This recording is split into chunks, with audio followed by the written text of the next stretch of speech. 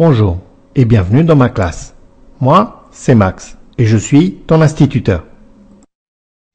Aujourd'hui, dans ma classe, nous allons voir qu'est-ce que le radical et la terminaison des verbes. Alors, si toi aussi tu as envie de savoir qu'est-ce qu'un radical et qu'est-ce que la terminaison d'un verbe, concentre-toi bien et écoute bien ce qui suit.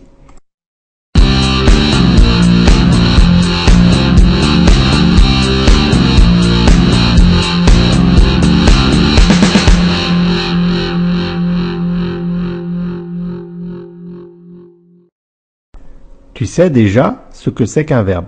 Je te le rappelle, un verbe, c'est un mot qui indique ce que font les choses, les animaux ou les personnes, ou comment elles sont, leur état. Aujourd'hui, nous allons voir qu'un verbe peut être découpé en deux parties, le radical et la terminaison.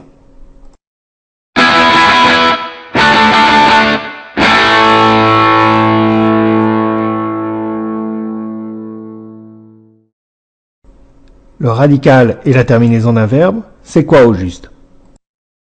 En fait, c'est très simple. Un verbe est constitué de deux parties. La première partie, c'est ce qu'on appelle le radical. La plupart du temps, le radical ne change pas, il est invariable. La deuxième partie s'appelle, elle, la terminaison. Cette partie peut changer lorsque le verbe est conjugué. Donc lorsqu'on change la personne ou lorsqu'on change le temps. Prenons le verbe danser à l'infinitif et conjuguons ce verbe avec plusieurs personnes et avec plusieurs temps. Si on fait bien attention, à chaque fois, les verbes ici se découpent en deux parties. La première partie, c'est le radical. Cette partie, tu remarques qu'elle ne change jamais. En revanche, la fin, la deuxième partie, s'appelle les terminaisons. Là, tu peux remarquer qu'à chaque fois, les terminaisons ont changé. La plupart du temps, le radical ne change pas, il est invariable. Mais attention, c'est pas toujours vrai.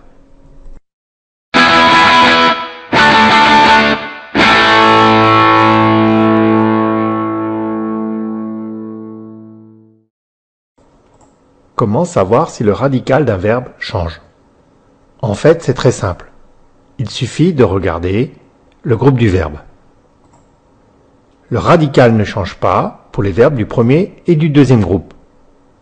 À l'infinitif, pour trouver le radical, il suffit simplement d'enlever ER pour le premier groupe ou IR pour le deuxième groupe. Le radical, par contre, peut changer pour les verbes du troisième groupe, ce qui implique qu'il faut les apprendre par cœur. Prenons un verbe du premier groupe. Prenons le verbe parler.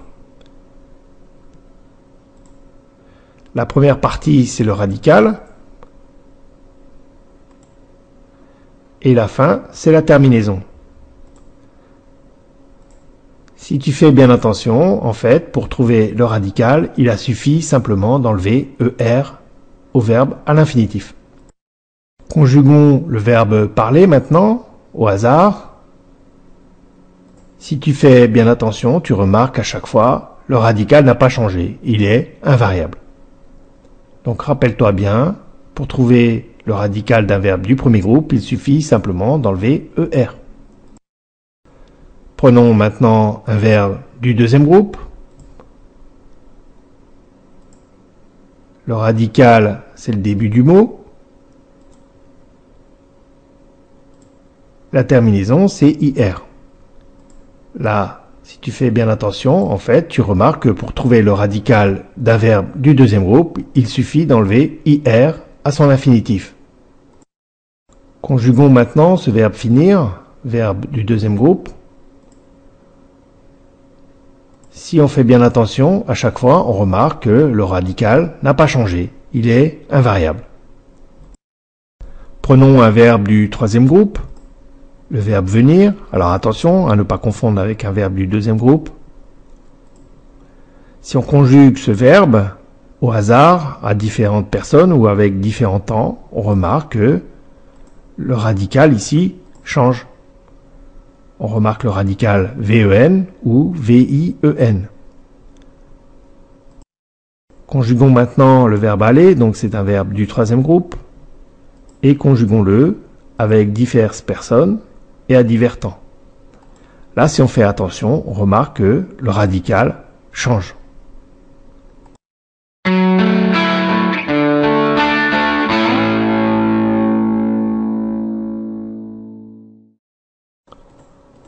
Souviens-toi, le verbe est composé de deux parties, le radical et la terminaison. La terminaison, c'est la fin du verbe. Elle change avec la personne, elle change aussi lorsque tu changes le temps dans la phrase. Le radical, lui, c'est le début du verbe. Le radical ne change pas pour les verbes du premier et du deuxième groupe. À l'infinitif, il suffit simplement d'enlever ER ou IR pour obtenir le radical.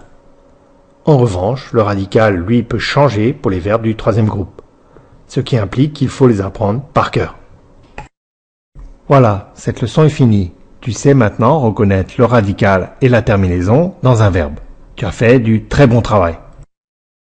Maintenant, c'est à toi de jouer. Va sur mon site internet et entraîne-toi avec les exercices en ligne. Bientôt, les radicaux et les terminaisons n'auront plus de secret pour toi. Alors, je compte sur toi.